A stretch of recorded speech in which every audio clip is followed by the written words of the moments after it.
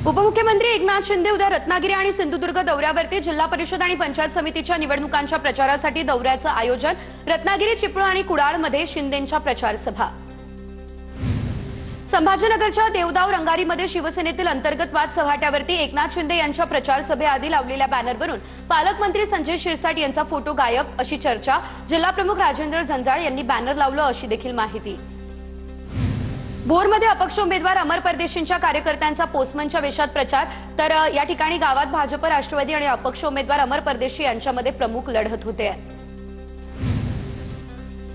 पुण्याच्या भोरमध्ये निवडणूक अधिकाऱ्यांचं कर्मचाऱ्यांना प्रशिक्षण। झेडपी पंचायत समितीच्या निवडणुकीसाठी 237 मतदान केंद्रांवरील जवळपास 1400 अधिकारी आणि कर्मचाऱ्यांना प्रशिक्षण। कोल्हापूरच्या महापौर पदासाठी भाजपकडून रूपाराणी निकम यांचं नाव जाहीर। मंत्री चंद्रकांत पाटलांकडून निकम यांच्या नावाची घोषणा। कोल्हापूर पालिका निवडणुकीमध्ये महायुतीला स्पष्ट बहुमत। सोलापूर महापालिकेच्या महापौर पदासाठी भाजपकडून विनायक कोंडाल तर उपमहापौर पदासाठी ज्ञानेश्वरी देवकर यांचा अर्ज दाखल। 6 फेब्रुवारीला सोलापूर महापालिकेच्या महापौर आणि उपमहापौर निवडीची प्रक्रिया पडणार पार। इचलकरंजी महानगरपालिका महापौर पदाच्या हालचालींना वेग। भाजपचे नगरसेवक उदय धातुंडे इचलकरंजीचे महापौर होण्याची शक्यता। ओबीसीमधून महापौर देण्याच्या हालचाली आता सुरू। अमरावतीच्या महापौर पदासाठी सव्वा वर्षांचा फॉर्म्युला ठरला। पहिल्या सव्वा वर्षामध्ये भाजपचे श्रीचंद तेजवानी तर दुसऱ्या सव्वा वर्षामध्ये भाजपचे आशिष अतकरे अमरावतीच्या महापौरपदी बसणार। नागपूर महापालिकेमध्ये भाजपच्या गटनेतेपदी नरेंद्र बोरकर यांची निवड होताच भाजपने शहरातील सर्व 102 नगरसेवकांकडून हमीपत्र लिहून घेतलं। पक्षविरोधी कारवाई, अनुचित वर्तन किंवा शिस्तभंग आढळल्यास तातडीची कारवाई करता येण्यासाठी भाजपनं हमीपत्र लिहून घेतलं। परभणीच्या बोरी जिल्हा परिषद गटात भावकीमध्ये निवडणूक रंगणार। जिल्हा परिषदेचे माजी उपाध्यक्ष अजय चौधरी यांच्या पत्नी दीपाली चौधरी राष्ट्रवादीकडून निवडणुकीच्या रिंगणात, तर भाजपकडून प्रसिद्ध स्त्रीरोग तज्ज्ञ डॉक्टर विद्या चौधरी निवडणुकीच्या रिंगणात। भाजप नेते संग्राम थोपटे यांच्या पत्नी स्वरूपा थोपटे जिल्हा परिषद निवडणुकीच्या रिंगणात। रणजित शिवतारे यांच्या विरोधात स्वरूपा थोपटे यांचा जोरदार प्रचार सुरू। स्वरूपा थोपटे यांनी विजयाचा विश्वास केला व्यक्त। जिल्हा परिषद निवडणुकांचा सातारा जिल्ह्यातील भाजपचा थांबलेला प्रचार पुन्हा सुरू। अजितदादांच्या अपघाती निधनानंतर प्रचार थांबवलेला। भाजप उमेदवारांच्या प्रचारार्थ आमदार डॉक्टर अतुल भोसले यांनी प्रचार सभा घेतली। अहिल्यानगरमध्ये वंचितची बैठक पार पडली। जिल्हा परिषद आणि पंचायत समितीसाठी वंचितची स्वबळाची रणनीती। मुक्ताईनगरच्या लोहारखेडा पिंपरी भोजना रस्त्यावरती अंडरपास करण्याच्या मागणीसाठी शेतकरी आक्रमक। आंदोलनादरम्यान शेतकऱ्यांची मोठ्या प्रमाणात घोषणाबाजी। शेतकऱ्यांनी महामार्ग रोखून ठेवला, त्यामुळे महामार्गावरती वाहनांच्या लांबच लांब रांगा। सांगलीच्या लिमये मळ्यातील खुनाच्या निषेधार्थ संतप्त नागरिकांचा पोलीस अधीक्षक कार्यालयावर मोर्चा। पोलीस अधीक्षकांना भेटण्यास विरोध केल्यानं नागरिकांचा गोंधळ। लिमये मळा या ठिकाणी नशेखोरांनी केलेला क्रांतिकुमार शेंडबाळे यांची हत्या। नागपूरमध्ये महिला आणि बालविकास विभागातील राजपत्रित अधिकारी आणि कर्मचारी संघटनेकडून टप्प्याटप्प्यानं आंदोलन। कामाचा अधिकचा व्याप असताना लाडकी बहिणीमुळे कर्मचाऱ्यांवर अधिक ताण येतो। विभागीय आयुक्त कार्यालयाबाहेर त्यामुळे आंदोलन करण्यात आलं। जळगावच्या भुसावळ येथून मुंबई पुण्यासाठी स्वतंत्र रेल्वे गाड्यांची नागरिकांकडून मागणी। स्वतंत्र रेल्वे नसल्यानं प्रवाशांना त्रास सहन करावा लागतो, अडचणींचा करावा लागतो सामना। जेजुरीमध्ये माघ पौर्णिमा यात्रा महोत्सवाची धूम। यात्रेनिमित्त सुपे या ठिकाणी खैरे आणि जेजुरीमधील होळकर या मानाच्या काठी शिखर भेट संपन्न। यावेळेस आता येळकोटच्या जयघोषाने संपूर्ण परिसर दुमदुमला। बुलडाण्यामध्ये जगद्गुरू संत तुकाराम महाराज जयंतीनिमित्त भव्य शोभायात्रा। महिला भाविकांचा पावली खेळ ठरला आकर्षणाचा विषय। रजतनगरी खामगावमध्ये पालखीची नगर परिक्रमा। अहिल्यानगरच्या नेवासा तालुक्यामध्ये मोहिनीराज मंदिरामध्ये जपली जाते अनोखी परंपरा। लखलखत्या अग्नीचे खापराचे भांडे तळहातावरती घेऊन देवदेवतांना मोहिनीराजांच्या यात्रेचं आमंत्रण, तर 5 दिवस मुख्य यात्रोत्सव साजरा केला जाणार।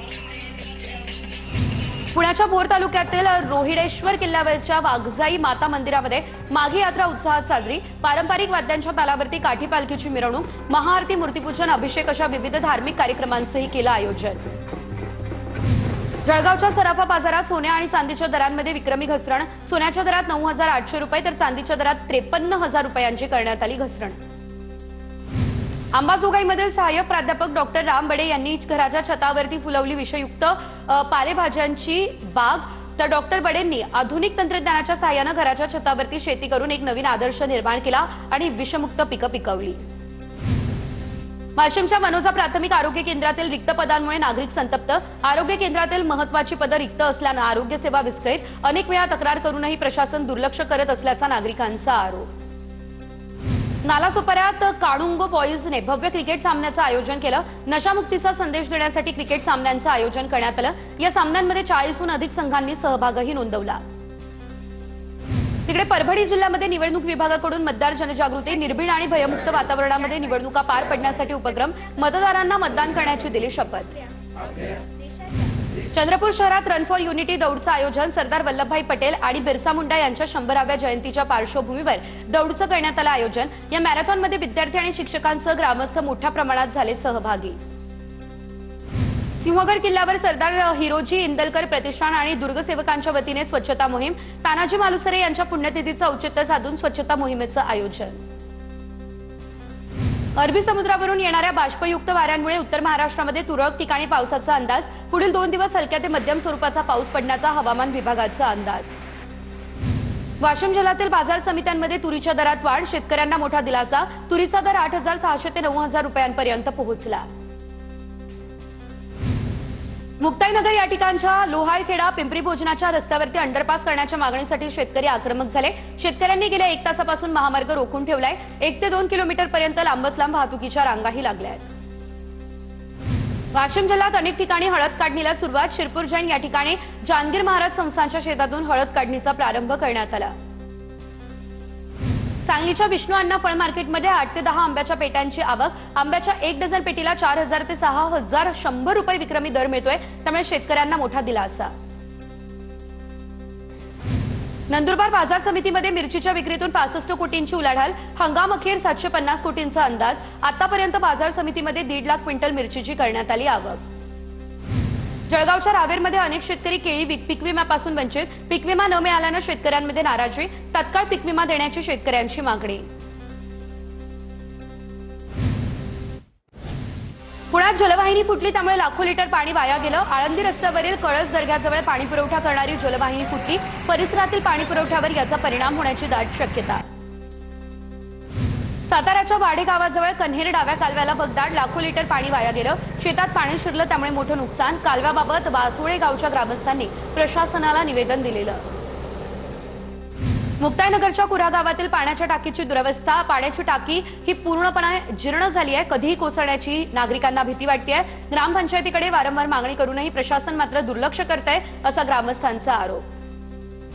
वाशिमच्या कामरगाव कुऱ्हाड शेत रस्त्यावरती लघु पाटबंधारे विभागानं ओव्हरफ्लोचे पाणी रस्त्यावरती सोडले। ओव्हरफ्लोचं पाणी थांबवण्यात यावं, अन्यथा उपोषण करू असा शेतकऱ्यांनी इशाराही दिला। गडचिरोलीमध्ये बिबट्या आणि तरस या वन्य प्राण्यांचा मुक्त संचार, नागरिकांमध्ये भीतीचं वातावरण। वन्य प्राण्यांना तत्काळ जेरबंद करण्याची मागणी मान्य न केल्यास 10 फेब्रुवारीला मोठा मोर्चा काढण्याचाही इशारा। 19 वर्षीय तरुणीवरती चालत्या रिक्षामध्ये लैंगिक छेडछाड आणि अत्याचाराचा प्रयत्न झाल्याची तक्रार। विद्यार्थिनीने स्वतःवरच अत्याचाराचा बनाव रचला। बीडच्या शिवाजीनगर पोलीस ठाण्याच्या हद्दीतील ही घटना। पोलीस तपासात सत्य आलं समोर।